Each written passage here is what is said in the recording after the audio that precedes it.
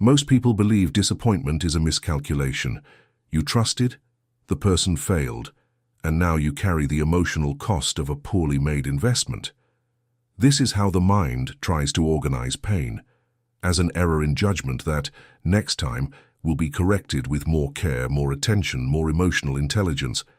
But Carl Jung looked at this mechanism and saw something else, colder and less comfortable. You weren't betrayed by a person. You were betrayed by an expectation you built yourself and then forgot to sign off on. From a very early age, someone taught you, without saying a word, that there is a secret equation for protection against abandonment. If you are good, you will be loved. If you yield, you will be accepted. If you anticipate others' needs before they even ask, no one will have a reason to leave.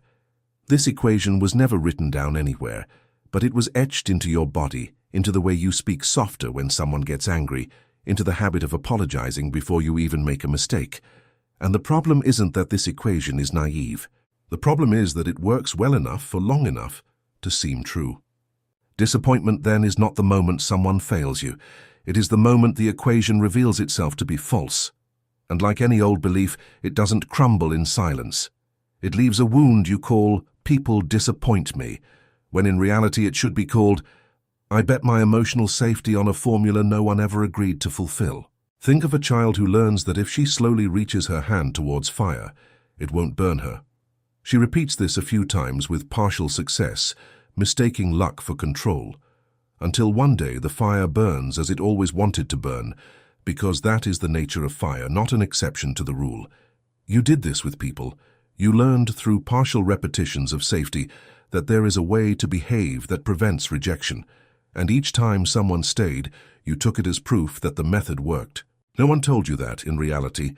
You just hadn't yet met someone willing to show you the opposite. See, it's not the other who builds the impossible expectation. It's you, alone, silently, trying to buy emotional life insurance with coins that never had exchange value. And that's why the first great disappointment of a life hurts so much more than it should. Because it doesn't just wound the bond with that specific person. It tears the invisible contract you signed alone with the world, the one that said, "If I am enough, I will never be alone." Jung would call this the collision between the persona, the social mask trained to please, and reality, which has no obligation to reward performances. The exhaustion you feel after socializing for hours, smiling, agreeing, adjusting your tone for the comfort of others, is not physical fatigue. It is the wear and tear of keeping an edited version of yourself running long enough to be acceptable. And when that edited version finally fails, when you get tired, get angry, disagree, set a boundary, the disappointment that arises is not just about the other finding you different. It's about you discovering that you loved the peace the mask brought more than you were willing to admit. This is not weakness. It is basic psychological architecture. Every child who had to secure affection through behavior learns to treat love as a performance contract. And performance contracts have an automatic clause, never read aloud, "If I stop delivering, the deal is off." That is precisely why so many people live in silent panic even when they are being loved. Because deep down, they don't trust love. They trust the performance that produces love. And performance is tiring. And what is tiring eventually stops. Except there is a second layer to this story, even darker. And this is where most people refuse to look. You don't disappoint only with people's actual behavior. You are disappointed when the real person finally appears, after months or years hidden behind the version you yourself designed for them. This happens because the human mind hates information vacuums. When you meet someone, you don't receive the whole person at once. You receive fragments, a smile here, a kind word there, a caring gesture at the right moment, and the mind, unable to bear uncertainty, fills in the rest with what you most need to find. If you carry the old hunger to be rescued, you see a savior where there is only a tired person trying to be kind one afternoon. If you carry the hunger to be heard, you see a confidant where there is only someone polite enough not to interrupt you. This is not romanticism, it is projection. And projection is not a rare and shameful mistake. It is the standard method by which the mind organizes the unknown. You don't fall in love with the person. You fall in love with the function that person seems to fulfill in your story. the listener, the protector, the mirror that finally reflects back something beautiful. And as long as they fulfill that function, even by accident, you will call it a true connection. The problem is that no one can play a role indefinitely without one day forgetting their lines. And when that happens, when the person yawns at the moment you expected emotion, when they disagree instead of validating, when they choose their own exhaustion over your comfort, you don't just feel a momentary frustration, you feel as if you've lost someone. But look closely at what was actually lost. It wasn't the person who was always there, imperfect and complete. It was the character you invented borrowing their face. That is why there is a specific, almost indescribable pain in discovering that someone wasn't who they seemed to be. This phrase, so often repeated, hides a painful inversion. The person was always exactly who they were. It was your imagination that changed characters, refusing to update the available information. Jung would say that you haven't lost an external bond. You have lost temporary contact with a part of your own psyche, the part that needed rescue, listening, and mirroring so much that it preferred to lend those needs to any face willing to stand still long enough. There is a very particular exhaustion in keeping alive the illusion that someone is who you need them to be. It's the same effort as holding a full glass to the brim while walking through a crowded corridor. Your attention never rests because any distraction spills everything. You learn to ignore obvious signs, to reinterpret coldness as temporary tiredness, to turn disregard into he just doesn't know how to show it. And each reinterpretation costs psychic energy because reality, silently, continues to push against the fantasy you sustain with both hands. There comes a point when this fantasy cracks, and it is precisely at this point, at the end of this specific topic, that most people make the most predictable mistake of all. They try to fix the illusion instead of examining why they needed it so much. That's why I prepared the Awakening Code for you. It wasn't designed to teach you how to choose people better.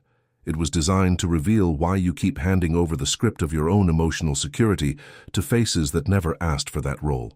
Over 60 days you receive a daily lesson, with a key, a question and a statement, based on Jungian psychology, to dismantle one by one the projections you use in place of real bonds.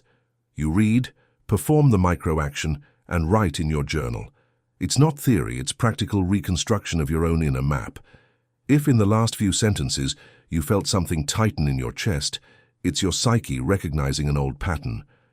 Let it be registered now. Write the word Vaisho in the comments as a commitment. Symbolic with this turn, and look for the complete guide pinned in the first comment before continuing. There is a third layer to this mechanism, even harder to admit.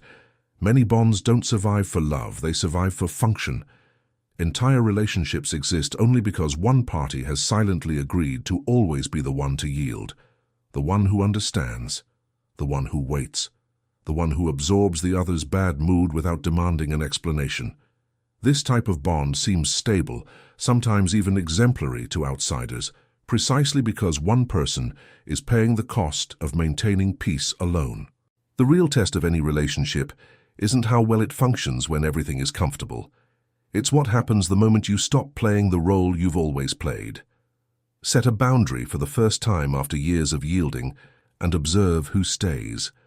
Stop replying to messages in seconds. Stop solving everyone's problems before taking care of your own. Stop pretending you're okay when you're not, and you will discover, with almost clinical clarity, who was there for you and who was just taking advantage of access to your available energy. This isn't pessimism, it's diagnosis. Many friendships, many marriages, entire family relationships are not founded on unconditional affection. They are founded on unconscious psychological contracts. I yield, you stay, I absorb, you don't have to take responsibility. I anticipate your needs, you don't have to see me. No one signs this contract consciously, but everyone fulfills it, every day, in almost perfect silence. And when you, tired, decide to stop fulfilling your part, the collapse that follows isn't a tragedy about human malice. It's just social physics. You removed the pillar that supported the structure, and the structure, without that pillar, had no other function than to fall. Don't fool yourself into thinking this means you were the problem. It just means the bond never depended on real reciprocity. It depended on your unilateral willingness to support both sides alone. There's a phrase that perfectly summarizes this mechanism. The end of a relationship rarely comes when respect ends. It comes when awareness dawns. As long as you don't perceive the pattern, it repeats infinitely, disguised as bad luck with people. The moment you perceive it, something within you silently refuses to continue paying this bill alone. And it is this silent refusal, not a speech, not a fight, that the people around you feel first. They notice it before you even vocalize it. And many will leave at that exact moment. Not because you changed for the worse, but because you ceased to be useful in the function they performed upon you. The pain of realizing this often comes with a dangerous question. Why did they do this to me? It's a legitimate question, but it's also a question that keeps you stuck in the role of a spectator in your own life. There is a subsequent, more difficult, more revealing question, which Jung would place at the center of any real individuation process. Why did I need to believe this specific illusion? Not any illusion. This one. Why did this person, this promise, this idealized version, fit so perfectly into a crack in your psyche that you preferred not to examine closely? This shift in the question is the exact point where disappointment stops being just a passive wound and begins to operate as an instrument. A wound just hurts. An instrument reveals. And what it reveals, almost always, is an old, unresolved need that you tried to satisfy by outsourcing it to someone else, instead of recognizing it within yourself. Perhaps it was the need to be chosen first, after a childhood where you were always the second option. Perhaps it was the need to be seen as strong, after years of being treated as too fragile to be trusted. Every disappointment carries within it a map, exactly where you are still incomplete. Most people avoid this map because looking at it seems more painful than continuing to blame the other. It's easier to say, he changed, than to say, I built a version of him that never existed, and now I have to deal with the absence of that fantasy.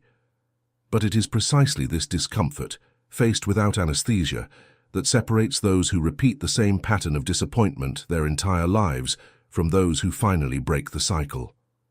Think of it as an emotional blood test. No one likes the needle, but it's what reveals what's wrong inside before the symptom becomes irreversible.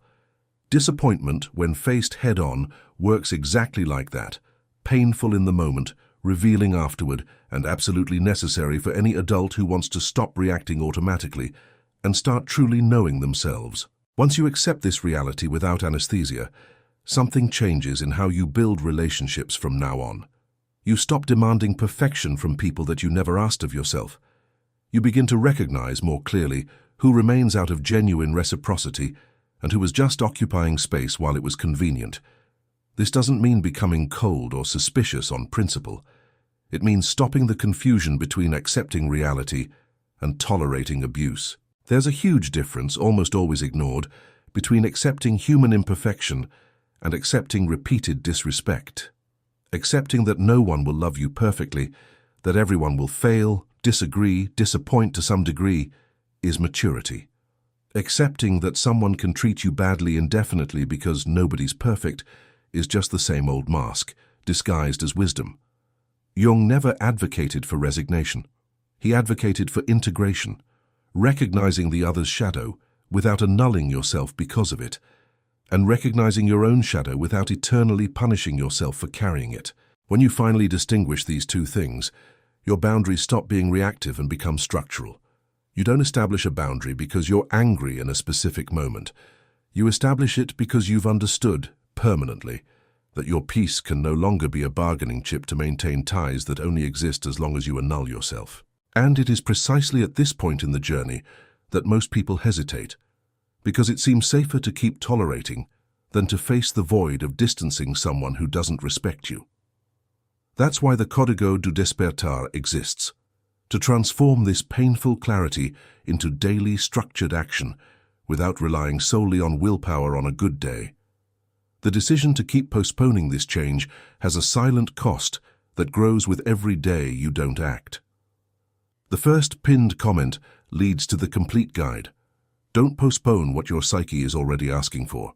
There's a final stage in this journey, and it's the quietest of all because it doesn't come with any intense emotion. It comes as absence of need. You realize on an ordinary day with no drama at all that you're no longer compulsively checking if someone approves of you. You're no longer rearranging your personality to fit the expectations of others. You're no longer interpreting someone else's silence as a verdict on your worth. This is what Jung would call individuation, not the absence of relationships, but the absence of psychological dependence on them to sustain your own identity. You continue to love, you continue to connect, but the foundation of your peace has stopped being hosted within the opinions of others. It has migrated inside you where, conveniently, no one else can leave taking it with them. This displacement literally changes how disappointment operates in your body. It stops being an earthquake that destroys everything around and becomes just information. This person is not compatible with what I've chosen to value now. Nothing more. No catastrophe, no identity collapse, no feeling that your entire life needs to be reorganized because someone decided not to stay. Disappointment ceases to harden the heart, as many fear it will, and begins to operate as a silent, almost indifferent filter, separating those compatible with your new clarity from those who merely benefited from the old confusion. And here is the ultimatum that no one wants to hear, but that needs to be stated plainly. You can close this video now and go back to interpreting disappointments as proof that the world is hostile and people are treacherous. It will continue to hurt the same way, because the mechanism behind the pain has never been examined, only replayed in a loop, with different faces playing the same old role. Or you can accept what Jung always knew, and few have the courage to face. Freedom does not come from never being disappointed again. It comes from stopping the need for anyone to disappoint you in order to feel whole. This choice will not be made on emotional impulse after watching a video. It is built day after day with a method, and it is precisely this method that awaits you in the first pinned comment inside the Código do Despertar. The illusion that someone else would take care of your peace for you is over. It remains to decide who will take on this job from now on.